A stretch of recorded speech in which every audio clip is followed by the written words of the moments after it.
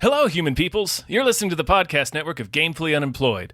To support us and gain access to great exclusive podcasts like Fox Mulder is a Maniac, Tom and Jeff Watch Batman, Star Trek The Next Futurama, and our latest show, Spiel Boys, head over to patreon.com/gamefullyunemployed. We do game streaming, movie nights with our patrons every Friday night, and you can even commission your own podcast about anything you want. Literally anything, within reason, and we have to do it. You are quite frankly out of excuses not to go visit patreon.com/gamefullyunemployed. That's patreon.com/GAMEFULLY unemployed, which is spelled like it sounds. All you motherfuckers are gonna pay. You are the ones who are the ball lickers. We're gonna fuck your mothers while you watch and cry like little whiny bitches.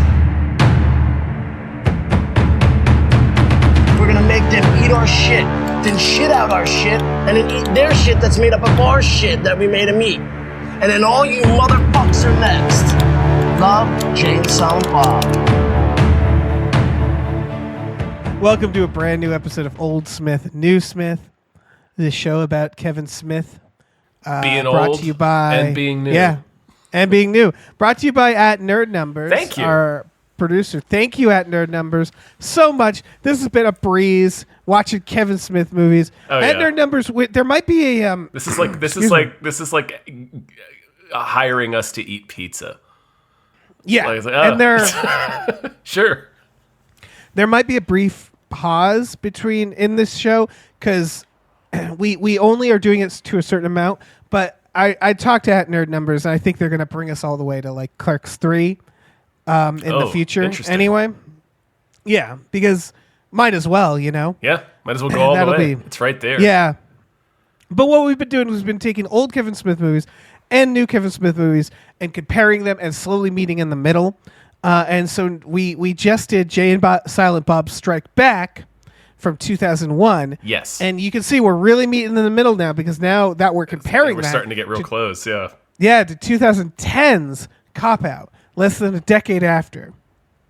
How many movies are so- there in between that? There's Jersey Girl, A few. Clerks 2, Red I think Red that's it. State? Oh no, Red State's No, we did after, Red State. Red State is after Zach and Miri. Zach and Miri. That's Make a right. Porno. That's right. Man, I keep This is- forgetting I about feel like- Zach and Miri. Yeah, I feel like this is leading into Zach and Miri. Mm-hmm. This is the point in Kevin Smith's career where he was like, I'm going to just make movies for studios, right? This Jersey Girl feels like that. This feels like that, and it doesn't go well. Like I think Kevin Smith. I think Zach and Miri did all right. Yes, Zach and Miri did all right. I think. because he was taking the Judd Apatow model, and he was like, Yeah. I can make a Judd Apatow Man, film. I'm sorry. I said that with such confidence. I have no idea how it performed. Right. I do love that he looked at Judd Apatow and went, "Oh, I could do that." Yeah. and then he did, and it was like, You know, "Yeah, I've been good doing job." kind of a version of that. Yeah, and you know, having a Seth Rogen, that's a good combo. I Yeah. like Zach and Miri from Yeah, me what I too. remember. That it just grooved really well. But the point is that he's trying to do a bunch of commercial things, and it's not working out for the most part. And then he goes back to just, all right, movies for me, and that I think that's working for him. You know, I'm sorry. I just looked it up. It was considered a box office failure. oh no, that's a no. fun movie. It is 42 million on 24 million though, so it's not That's not terrible. terrible. I think of the era of Kevin Smith trying shit out, that and, well, Red State. But I don't even think of Red State as him trying shit out anymore. I mean, like, that's also part of his style. He can do, like, really dark, weird, fucked up shit. Yeah. But the point is that Cop Out, what did this come after? I guess, I think Zach and Miri, right? Zach and Miri. Unless Red Wow. State came after Cop Out, right? yeah, this is, I thought it was around Jersey Girl when things were really going south. But yeah, I think you're right, because Cop Out 2010, that's Yeah. later. Yeah. This has a lot of problems. This movie is. And well, what were you going to say? I was saying I want to identify what the problems are because I think there's a good there's like a list. I think you're probably right. I wanted to say something real quick at the top about Yeah. the context of this movie. This script for Cop Out. First, it's not. I think it's the only Kevin Smith directed film that he did not write. Is that right? Right, which I would identify as problem That's number one. part of the problem. This script was like a darling. It was a huge blacklist script. It was called A Couple of Dicks initially. Yes, there's a part where the guy says a couple of dicks. Couple of dicks, right at the and beginning. like they're supposed to hit the title there. Yeah. Like yeah. I don't know why it's a darling. I'm just gonna say this. I don't know the why script is either. good. The script is not good. Like the script is the main problem with the film. Yeah, the story is bad.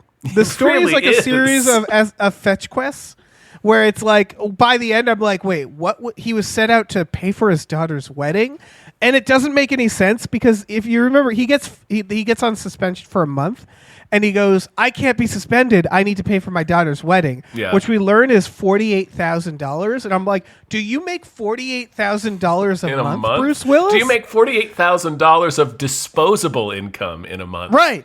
Because So, like you it's- gotta set some of that aside for like rent. Yeah, the script is gibberish.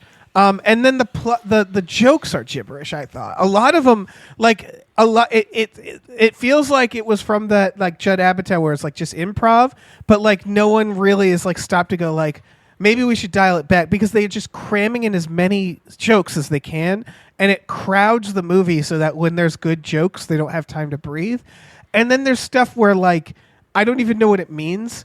Like there's a scene where Tracy Morgan is talking about how much he poops, and I'm like, that's fun. But then he says, I shit so hard sometimes the people next door be like, Warriors come out and play, and I'm like, I don't know what that means. That's gibberish. Like you gotta like just stop saying stuff, you know? Like just pick one good Laugh joke. when he said that. Right, but that doesn't make any sense. Right, What it does doesn't that make any fucking mean? sense. I sort of kind of got it. Like it sounds like there's a gang fight in his apartment. Is what he's going for. Yeah, I guess. There's a lot of movie But references. yeah, And yeah. the beginning scene really points it out where it's like they have this interrogation bit, and I could see like that being a good bit, which is like you're bad at improv, right? That's the bit. But then it just gets so cartoony, and they just fire hose bits at you. While there's like multiple bits And it happening keeps going. simultaneously, And it's also- it keeps going. Yeah, It's also just Tracy Morgan. It's not just because some of the things do land. It's just anyway, but it's Tracy Morgan and this other actor. They're both screaming, and it's like 2 minutes of just these That's two the guys other- screaming bits Yes. at each other. Yeah, and they're incoherent at times. Yeah. That's one of the fundamental things I think is wrong with this movie, is it's a buddy cop movie between one guy who's very loud and one guy who mumbles everything. And it like as the sound mixer, you got to be like, "Fuck, man, what are you doing to me?" Like It makes it. Bruce Willis is so low energy in this movie. He is. That's the other key thing. So the lore of this is that, and Bruce Willis is the villain of this story. But Kevin course. Smith, I think, should have known better, because Kevin Smith's whole story is that he worked with Bruce Willis on Die Hard 4, and Bruce Willis was a blast on Die Hard 4. But in his story about Die Hard 4, Bruce Willis kept creating insane delays, and the director of Die Hard 4 was just like losing his mind. and then Bruce Willis went to Kevin Smith and said, "We should do something together." Kevin Smith should know, okay, but I'm not going to direct it because I just saw you be a nightmare. Like, that's what it is. Bruce Willis sounds like he's a really fun coworker and a nightmare to direct. That's what Yeah. it seemed like. Yeah. And Kevin Sounds like Smith a real got monster. right, and he was like, "I'll tell you what, I'm going to direct you." And it's like, why would you do that? Why would you do that? You just saw. Like, yeah, that's right. Like And his story was about how. It wasn't. Oh, I'm I sorry. was going. No, and Cop Out was a nightmare. That's all. Yeah, it was a nightmare. It was because his like specific story about Die Hard was how they didn't want Kevin Smith in that scene or to use what he wrote, and then Bruce Willis said, "Okay, so let me ask you, who's your second choice for John McClane?" Right. So, like the story, like literally the story he tells about making Die Hard is a story of Bruce Willis holding up a Right. production for his own personal demands. In that story, he literally describes, or not literally, but he describes the director, meaning the director, as someone who's like been through a war. Like he's like ragged and smoking. He's just sitting there exhausted. Like he specifically says, like the director, of a man. yeah.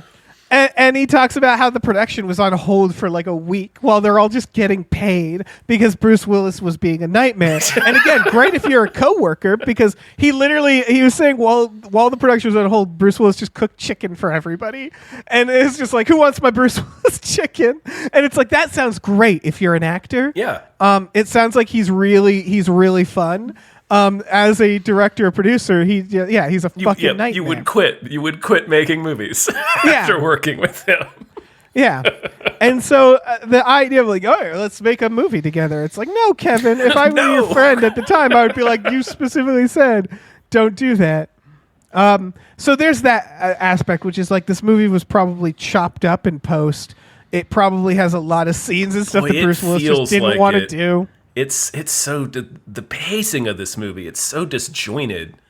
It's really disjointed. So like that's the other part. It's like a fucking the main plot is it's like a weird. You texted me and said it's a fever dream. It is. Yeah, because they just throw you right in the middle of this screaming match interrogation bit, and then we just no kidding like barely. We whip to them doing like an undercover thing, and it's like explained in one sentence of dialogue that Tracy Morgan barely gets out, and it's like an ADR line too, right as they're cutting to them being undercover. So it's like, wait, what are we doing now? And then like a shootout happens, and then and then he's like, then his daughter's wedding is in the picture, and like and it all kind of clicks together, but it doesn't feel like it should. In all of that, like none of that, we still haven't gotten to like what the conflict of the movie is. Like it takes them like 40 minutes to get to the point where it's like, okay, they need to get this baseball card back so that Jimmy can pay for his daughter's wedding, and the only way to get it back is to get this gangster's stolen car back for him because he's got the baseball card now. Right. All right. So he wants the goal. He wants to pay for his daughter's wedding. Yes. He wants to sell a baseball card. It gets stolen. There's this whole other plot line with Sean William Scott as the thief, which I will talk about him for sure. Best part of the movie. He's a fucking ray of sunshine in this movie. It's pretty great in this movie. Yeah. But so this thief subplot, and then it's like, so the thief, who's its own little plot, gives it to this gang member. And then that's a whole other subplot. And then it's another fetch quest where the gang member is like, all right, you want your card, go steal this car for me. And they do it. And I want to talk about that. And then they go to steal the car, and there's a woman in the trunk. And so now that's happening. And then the woman has a zip drive. Yeah. So the MacGuffins just keep fucking... It keeps changing. Yeah. And it's like, and I'm now like, it's... calm down. And now they're in a hotel protecting this federal witness. Right, and it's like I forgot what the goal was. There's an exchange where they're in the hotel, and Bruce Willis like says something. Oh, well, I guess my card is long gone, because their arrangement with the gangster has gone wrong. And then Tracy Morgan is like, all you keep saying is my card, my card, my card. It's like, what about this witness that we're supposed to protect? And it's like, I feel like that's a piece of like commentary or something, because it feels like Bruce Willis said that line just to remind us that that's what they're supposed to be after, because we've gotten so far away from it at this point in the movie. Yeah, that was like Bruce Willis reminding us that's right, he's trying to get a baseball card. Right, it really was those moments where you're like, oh right, the baseball card, fuck, I forgot about it. Yeah, it feels like there's a lot easier ways to do this. Like, I feel like they could have always... Because at the end, they just decide to have Sean William Scott steal it. And I was like, you could have done that at any point. Well, and you could have had him do it. What's really funny is, in a genuinely funny bit, like, he just immediately... Like, we see him do awesome parkour earlier, but at this time, he just immediately slips and hits his head. And dies. It's so good. Yeah, they buy it back in the end credits, but... They do. But I love that idea. Yeah. But at the end, it really does end with them going, let's just go into his house and take it. Right, and it's just is Tracy Morgan just gives Bruce Willis a boost to the window and he's inside. It's like, why did it take us? Why did we have to go get this other character? I really, really want to see whatever version of this script was the Blacklist darling for so long, because there's only the two credited writers, the original writers on this screenplay. So it's like, was this always what this script was? Like, I why did this know. make such a big buzz? I think it fell apart. I think what happened is Kevin Smith had to rewrite on the fly because Bruce Willis refused to do things. That's my guess. Man. But I don't know. I don't actually know. Yeah, I we can only guess, of course. Oh, I mean, I bet there's an evening with Kevin Smith where he lays it out completely. I just He haven't probably seen it. does. Yeah, that's true. Kevin Smith is famous for giving way too much information about the industry. That's what I love about him. Yeah. There's no sense of urgency in the plot. It meanders like hell. The other thing, and other movies, this isn't a critique. An hour and 45 minutes long is like a million years for this movie. I honestly, an hour 20. Do it Master of Disguise. Make Yeah. it an hour 20 with 13 minutes of credits. Right, yeah. Right, the actual length of Master of Disguise is more like 62 minutes. right. It's like I The don't Lion even care if King. it. Yeah, I don't care if it makes less sense. I can't do this for an I hour and can't 45. bear this. I can't bear this load for an hour and 45 minutes. I really can't. It's too much. It's a bird. It- I it- groaned when I paused it to check the minute marker for when they actually introduced the finally introduced the conflict, and genuinely groaned when I saw the runtime.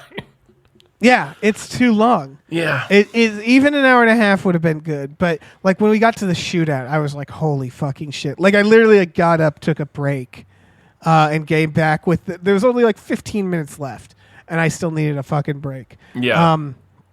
So here's like going back to Kevin Smith. Like he himself has said, "I'm not a very ambitious director."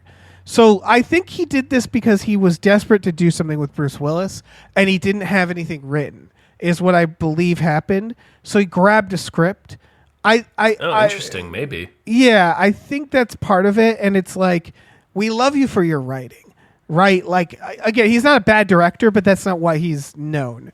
So to take yeah, that like element he out gets- is really bad. Yeah, I agree. To take away his best strength as a filmmaker. Yeah, his draw. Yeah. The car chase isn't bad. Like I know we No, talked about again, it. he's not a bad director. Right, we It's talked just about it a we little don't bit watch in him for the, his director. Yeah. I know we mentioned it a little bit in the Red State episode, but it's he can actually move the camera, and the car chase Yeah. plays okay. But he's not Christopher Nolan, where no. it's like Nolan is like, I don't need you to necessarily write the movies, Nolan. You're a good writer, Yeah. or you're a good writer, but you're a fantastic director. Yeah. Like Kevin Smith, again, not a bad director. He's done plenty of directing that he hasn't written too. He's done like guest, TV spots and stuff. That's true. That's true. Yeah, so it's not like that's it's I keep forgetting a terrible he did idea. that. Yeah. And like, if the script was right, if the components were there, I'm sure he could direct a banger that he didn't write. But better to write it. It's just interesting to have this be probably his worst film. In my opinion, it is. In my opinion, I think so, and it seems like a lot of people agree with that opinion. Including Kevin Smith, I believe. Yeah. I'm sure Kevin Smith also is like, yeah, this film was a nightmare. I'm sure he's probably said it. Yeah. Yeah. And it's interesting that that's the case, and the exact problem that we've been talking about is the script. So it's like, man, shoot. It's not just the script. So I mean, it's not. guess it I'm is not the saying script. it's just the script. I'm saying Yeah. the biggest problem that we've pretty much been spending the last 20 minutes talking about is the script itself. Oh yeah, the problem isn't Kevin Smith. Although I mean, again, he was the captain of this Sure, sinking yeah. ship. But This is just the script. Just bad. There's a few other things about this story. So we talked about Bruce Willis, mumbly Bruce Willis, He's Mumblecore not a Bruce comedy. Willis. He's trying to be. That's the other thing. We were just watching Wild Wild West, and it's kind of were. the same issue. They're both trying to be the funny guy. No one's trying to be the straight man. Like Bruce Willis so obviously should be the straight man. Yeah, of course. But he's being like a funny guy too.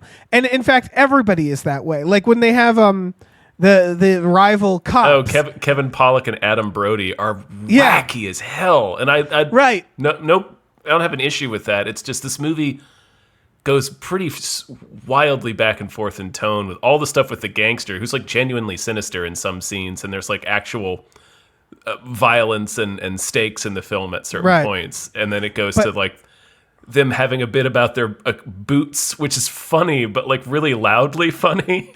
if that makes Right, sense. that's what I mean. Everybody has the same voice. Yeah. And so like when they're talking to the rival cops and they're supposed to be the funny guys, the rival cops should be the straight men. When he says, "I hear he's all foreskin," is a very funny line. But then the other cops are also doing bits. Yeah. And it like they're takes also away funny. from it. Yeah. Yeah. And it's like you need people to react to the funny guys. And then there's the scene where, man, this is like the fascinating scene. This might be my favorite scene in the entire movie. Is the scene between Bruce Willis and Jason Lee in the restaurant. Yeah. And it's a scene where you would never ever believe this on paper. But it is a scene where Bruce Willis tries to threaten Jason Lee and does not succeed. Yeah. Like Jason Lee fucking guts him in this scene. And it's such a weird scene for so many reasons. One, because of what I just said. Like Bruce Willis he's Bruce Willis. And he gets in Right. this scene is about him being eviscerated by Jason Lee. Yeah. And it's Jason also- Lee's basically playing Jason Lee in Clerks 2. Yeah. Like he's just like, I'm a D-bag. He's a dick. And he's doing it great. He's doing it great. He kills at it. He's playing his ex-wife's new husband, his daughter's stepfather, who has offered to pay for the wedding, but he's being a real prick about it. I have a big problem with this. But and the other thing I wanted to say real quick is Oh yeah. it doesn't paint a good picture of his character, if that makes it's sort of like No. it's a weird I- thing to do to yeah. your main character is to have to because we haven't seen him really be successful at anything. He's just gotten suspended. I guess they're trying to establish that he's kind of a fuck up, so that's why he really wants to do this baseball card thing. Yeah, so I have two things to say about that scene, and there it's two different like directions, it's two different branches. The first is that the main plot of Jason Lee wants to pay for his daughter's wedding because he's the stepdad. And I thought right away, I was like, let the dickhead pay. Sure. She's still your daughter. She's not going to stop loving you, and that could be the resolution. And then it is. And I was like, fuck, man, we did a whole movie just to get to that. They go through all of it, and then Tracy Morgan Right. shoots the baseball card as it gets in the way of him shooting a man in the heart. Is what happens. Yes. Again, weird tone. This movie. Weird tone. And that was the second thing I was going to go talk about, and this is a bigger problem. Neither of the main characters are good people. They are in. So this is 2010. They're actually pretty unlikable. Yes, this is 2010, so I understand. But we don't really want to see stories, especially now, of cops being bad. And this movie is about two cops who are suspended going on a rampage and just sort of abusing people. Like they try to tattoo that guy's face. They kill a witness right away. They send a witness in. They beat up that guy in the interrogation room. Their like interrogation thing where they go like, oh, who's going to be next, is that they pretend to be unhinged, right? Right. One of them So that the pretends to person- be a criminal, and then they grab the witness and pretend to have a hostage standoff with the other. Right. But I would argue that's not actually how that tactic works. What they're really doing is just beating up the witnesses. That's what's actually working. Yeah. Is he's like slamming them against the wall and shit while quoting movies. And it's Yeah. like what's actually happening is they're just beating a witness until the witness says what they want. And then they send that witness in who gets shot. They don't care at all. And they like, and it's supposed to be funny that they're fuck ups, but they're just hurting people. Yeah. And they're not very likable Like, people, like characters. Tracy Morgan, I believe, he's dressed as a giant cell phone because he's undercover in this scene. Right. But as he runs past the guy who they sent in there, who's just been oozied into the next world, he cracks like a joke as he's running past this guy's annihilated body. It's such a weird movie, Dave. Right. It really is. And then the villain are their Mexican gangs, which again just feels kind of like an 80s thing. Yeah. Where they keep saying It like feels- these Mexicans. Yeah. These Mexicans are so much more brutal to people. And it's like, Jesus Yeah, fucking Christ. pretty He literally dated. says they got no class about the Mexican gangs. And I'm like, fuck, man. Like Stop. this is hard. Yeah, this is bad. Yeah, because it's also not a fun movie. So they're just No. like shitty cops who are suspended, who are going around just hurting people because of a personal quest of one of the cops. Just because he wants Because money. he doesn't want to feel embarrassed by his daughter's stepfather. Right. So there's no fucking honor. And like And- they add this idea of like they have to protect this witness. And it's like, that's fine. Like I get what that's the twist, right? Is that he's like they should have had a moment where he gives up the card to Yeah. protect the witness to make that decision, but he never does. So they just sort of stumble through that. Yeah. And they don't have an arc that makes them better people. And in fact, at the end, they solve the problem by Tracy Morgan pointing his gun in the back of Jason Lee so he doesn't stand up at the wedding, to which nobody acts like they see it. And I'm like, everybody saw that, Yeah, right? everybody sees that. They're just too scared to say anything. So I guess. we have to talk about Tracy Morgan's subplot. So yeah. his story is he's convinced his wife Rashida Jones is cheating on him. So he plants a nanny, even though she tells him, like, she's like, look, you have nothing to worry about. You need to stop being jealous. Like, she tells him to his face, but he's suspicious. So he plants a nanny cam in her room, and spies on her. And then he doesn't want to watch it. So he makes Bruce Willis watch it. And he sees what appears to be his wife having sex with another man in the house. So he's like, there's nothing on the tape. He tries to lie to him about it. Later on, Tracy Morgan can't resist. He watches it anyway. He's like, oh, no, it's a guy. And he's distraught, obviously. But then he finally watches the rest of the video. And, oh, surprise, she's like looks directly at the camera and says, is this what you wanted, Paul? Like, this is my cousin. This is my gay cousin, Gary.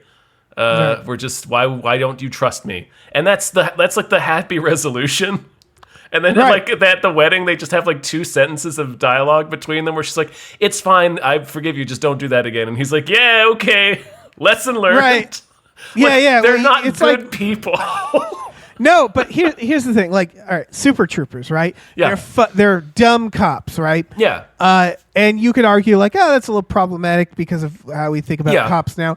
But they are aware of that in the movie. They're like, look how outrageous we are for cops. Yeah. And they are genuinely funny and so on. In this, they feel actually too close to how actual cops are corrupt.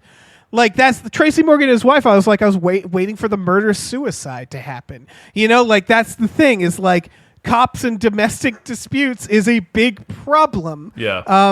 They are spouse abusers. So like that shit of him being like weirdly unhingedly jealous, I was like, fuck, man, that's weird. And then again, them just being like violent and weird to everybody. Obsessively jealous. Yeah. And like it's not funny or wacky enough. No. It's like it's dangerously close to actual Right. police behavior. It's just kind of weird and sad. Like you're right. It's not. Yeah. It's not funny. Like they don't go far enough over the top if they want it to be funny. So it's just like kind of real. Even though Tracy Right. Morgan's doing his Tracy Morgan bit.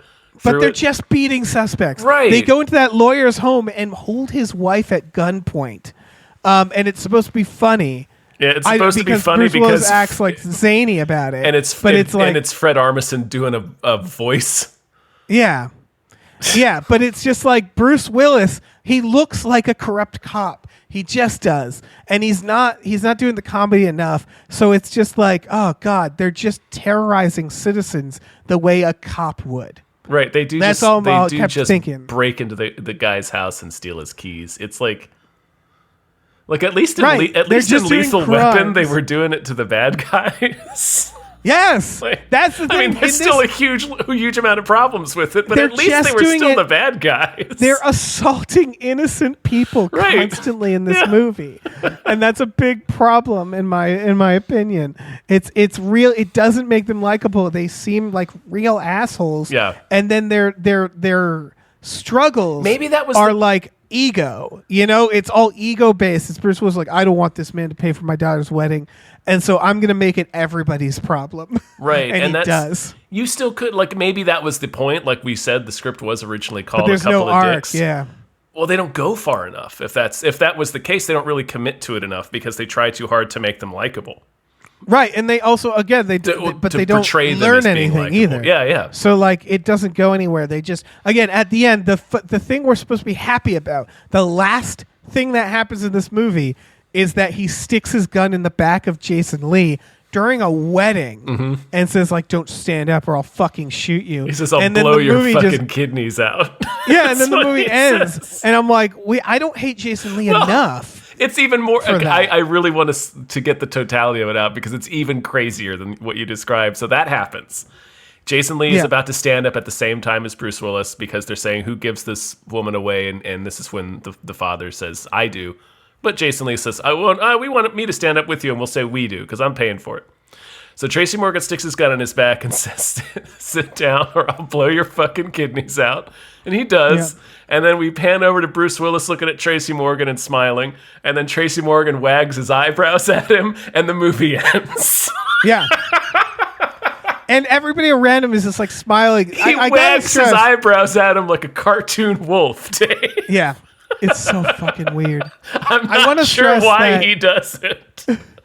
So, for the record, they're not in a church. And the reason I want to point that out is in a church, the pews are close together, where you could theoretically, very tightly and quietly stick a gun in someone's back. They have like 3-4 feet between the chairs. Yeah, it's an outdoor So Tracy wedding. Morgan has to extend his arm, and everybody in the row and the rows around them should see it. Just this man sticking a gun. They're specifically looking at Jason Lee because the priest is called attention, right? Who's giving them away. Yeah. So everybody should scream and run away. It's so weird that this joke's in there. I mean, it's not weird by this point in the movie, but it's just like, again, it's everything, right? It's like, it's logistically broken, it's weirdly brutal, and it's not that funny. Yeah. And it's just like weird and disturbing, and it's just like, fuck, man. It is a very weird, it feels vaguely demented. Yeah, it really does. And it's just like, I don't know what they were going for, but this isn't it. It's pretty bad. Yeah. I will say, what is it? Because there's only one person who seemed to know what movie they were in and what to do, and that was Sean William Scott. Yeah. I don't know if this is just because he got the freedom because he doesn't have to... Right, his character's not that important, so there's more room for him to be kind of weird. Yeah. The scene in the car, it's a oneer where there's just Bruce Willis, Sean William Scott, Tracy Morgan, and they have Sean William Scott in the back. That's the first scene that I genuinely was like laughing at. Yeah. Because they did it as a oneer, which was like, I really liked that because it's just 3 actors having a blast. And it's Bruce Willis is playing more of a straight man. Yes. He's still not playing a complete. And Sean William Scott, and Tracy Morgan's playing the straight man to Sean William Scott. They both kind of are. Yeah. Where Sean William Scott is just doing the copying what Tracy Morgan says and harassing him about his wife. And like the part where he goes knock knock and Tracy Morgan is just like a silence. He's like, nope, don't do it. Don't do it. And he's so upset. He's and like, Bruce Willis finally goes, who's there? And he's like, no. He starts like staking their partnership on it. Yeah. He's like, all the years we've been together. Like he puts so much pressure on Bruce Willis, and then he just says, who's there? That is genuinely like an amazing comedy scene that's worth watching on its own. Yeah. Sean William Scott is, I think, giving an amazing comedic performance in this movie. He's so strange. He's so strange. He's so him copying perfectly people weird, and rubbing Tracy Morgan's nipple. It's just like right. He's I don't know. I'm just releasing nervous energy. Some nervous energy. Yeah. He's having a great time, and I don't know. Yeah. And the people around him are they get the bit. They're doing it well. Yeah. Like those scenes work. He's such a weird scumbag. It's so funny. So when he dies, and then Bruce Willis is like, "All right, let's throw him in the dumpster." So good. That was a good line. Yeah, his entire arc is beautiful. His dead face is so funny because it's a very good, very subtle dead face, but like it's like Tracy Morgan says, "Oh, he looks like a little angel." Yeah, it does. That shit is so. They were in so like good. That felt like the only point in this movie where all 3 actors knew the bit and knew what to do. It was like on, yeah. Like that was like the only thing where everything was gelling. Right, and they were giving it to Sean William Scott. They're like, it's all about you in these scenes. You are the star of these scenes, and we're gonna nail it. And they did. It's such a good bit, and the rest of the movie around it is not. But Yeah, him doing the copying people, he does. It's the perfect amount because obviously it's pre-planned, it's scripted. Yeah. He does the perfect amount of copying them while also clearly not knowing what necessarily they're gonna say. Yeah, just kind of mumbling Yeah, over them until it becomes a word. yeah. It's just a really fucking such a solid performance. Yeah. So spot on. And Tracy Morgan, he's not bad in this. There's No. plenty of people who aren't bad in this. It just that's the only scene where it all amounts to something that's Where it all actual like comes comedy. together that feels like a movie that we're watching. Yeah. Yeah. And not just one stray person. I think Adam Brody is pretty funny in some of the scenes too, like with him and Kevin Pollak. Yeah. But it's just like he it's doesn't so, have much to do, yeah. Yeah, I did laugh when he puts his boot up on Kevin Pollak's desk. Oh yeah. Is it such a not natural move? And so it's a stupid joke, but it's just very clear he wants to show off his new boot. Right. Yeah, that's stupid the, joke, this is but all, it was these funny. are all it's all extremely talented people. Yeah. Behind the camera, in front of the camera. It's very clear that just something fundamental went wrong here. Yeah. But I also think it wasn't a good script. Or whatever happened to the script, it got changed. I'm so curious to read it. The original script that was on the blacklist. Yeah, I feel like what happened was basically it was a perfectly good movie that Bruce Willis threw a grenade in and just completely demolished. It seems likely, but yeah. I mean, And yeah. Bruce Willis is also talented, but he clearly didn't care enough. I don't know. I don't know what happened. He is he said he's very low energy. It could be a choice because it doesn't seem out of place with the character he's playing, I suppose. But he is very understated to the point of just like we said, he's mumbling while Tracy Morgan is doing full on Tracy Morgan. I think Bruce Willis was in a point in his career where he was making Die Hard and he cared about some things, but he was at that point where he was doing, those $1 million movies. It was starting to happen, right? And I know there was, he's struggling with dementia, and that's a whole other thing. And that fucking sucks. I don't think that was the case here. Who knows? I think it's more of that he was just the big fucking dog and he could bully everybody. And he is also the way he talks about John McClane, he's also producer with Die Hard. So I think he decided at some point, I'm going to run the show here too. You look at Bruce Willis and Wes Anderson, where he knows better to be I'm going to do what this guy says. This guy has a vision, right? Yeah. I don't think he felt the same thing about Kevin Smith. I think he did. I think he was like, oh yeah, I'll bully this guy. Because I think that happens to a lot of actors, right? Is sometimes they're bigger than the film they're in. Yeah. Sure. And I think sometimes they have enough respect for the film. Other times they're like, fuck it, I'm going to make this interesting. I'll do something to make it good. And I think that's what his feeling was. He didn't have enough faith in this. And he just fucking Bruce Willis all over it. That's my guess. Completely based on nothing. Sounds like a solid guess. Yeah, just pulling it out of thin air based on no information. Just what we've heard secondhand through things that Kevin Smith has recorded. Right, and maybe he was right. Maybe the script was terrible. I don't know why it would be because, like we said, it's Blacklist Darling. But maybe that was it. Bruce Willis saw the script and was like, "Fuck, man, this sucks." But I don't know what actually happened. But it's clear that something happened. It really does feel like the script had issues with it. It really does feel that way, based off because the story just is so weird and disjointed. Right. The fundamental story, the stuff that surely they didn't change on the day, feels bad. Right. Exactly. Jokes aside, the random improvs aside. Sure. It feels like, something, I don't know. I think it was multiple things, right? Just fucking working against it. Making movies is hard. It is. It's hard to make a movie. It's even harder to make a good one. Yeah. Should we talk about how this compares to Jay and Silent Bob Strike Back? Sure.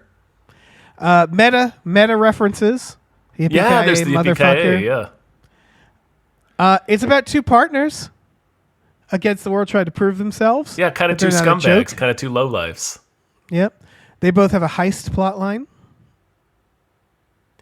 Yeah, they're recovering something that's been stolen. Yeah, Yeah, they both have Sean William Scott doing comedy in a car, that is very true.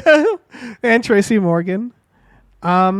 And they both honestly have similar plot structure where they go off on these fucking tangents, these like endless fetch quests. With Jay and Silent Bob, that's part of the joke, right? Is like by the end you're like, right, this was about nerds on the internet, wasn't it? Right, and but that's Jay and Silent Bob is also so over the top. Like it's Right. It's a broad comedy. This is not. You could argue that Jay and Silent Bob did the same type of plot better with its tone, right? Yeah.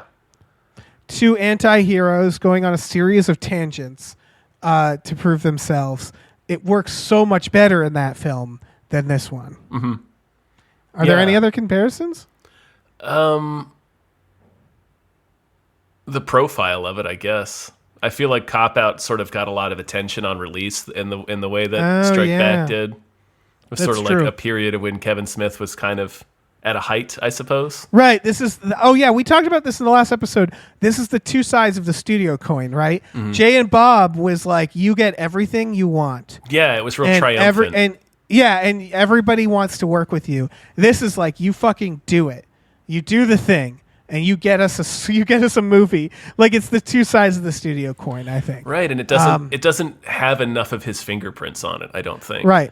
Jay and Silent Bob is him entering the studio system, obviously it's not literally that. It's him as like hot shot studio system. It feels sort of like conquering it. In a and way. This is him exiting it. Yeah, that's what it feels like. I think we said something almost to the exact effect in that last episode. Yeah, because this is what leads into Red State and all the others. Where it's like, kind of going his own way again and being like, all right, I'm just gonna make little movies that I want to make for not much money, and they've been pretty fucking good so far. Like, I was really surprised with Tusk.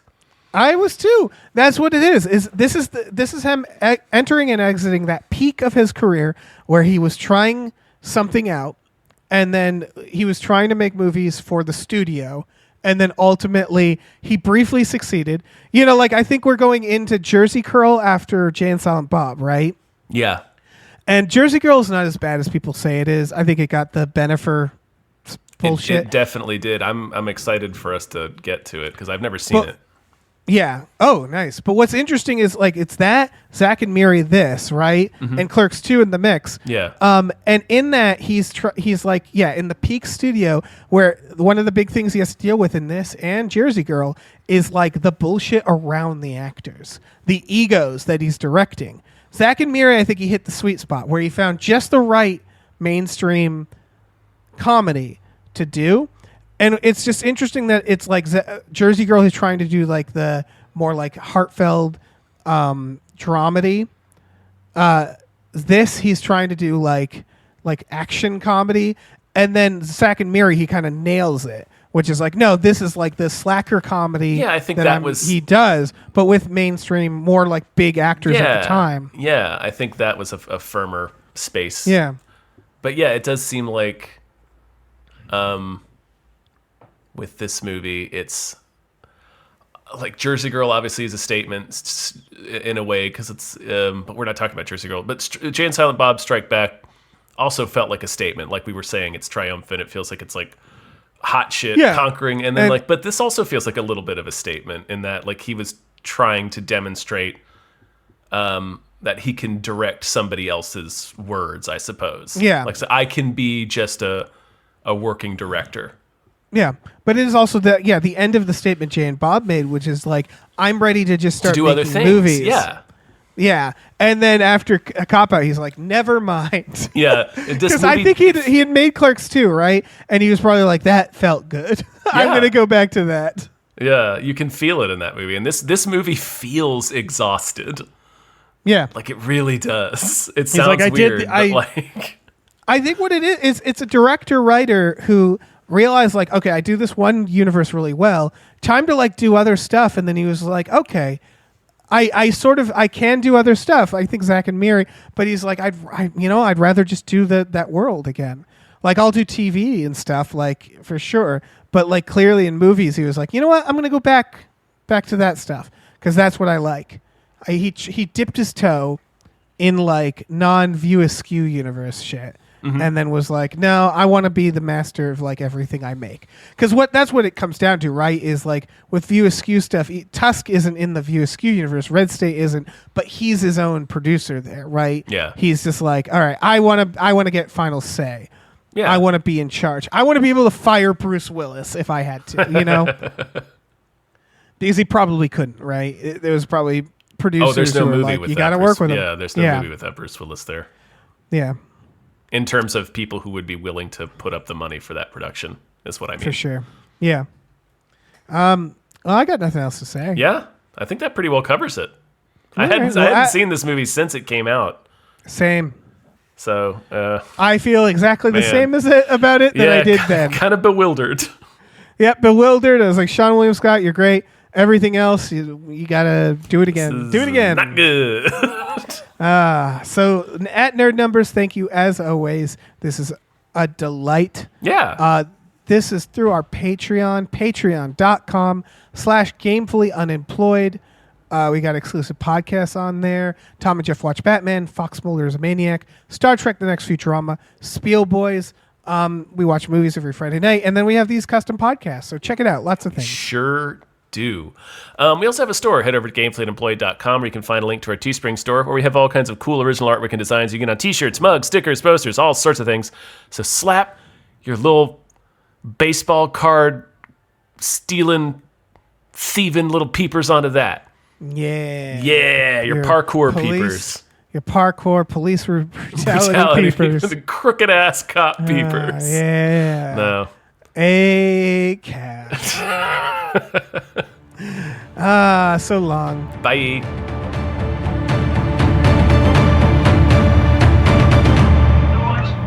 Noise, smoking weed, doing coke, drinking beers.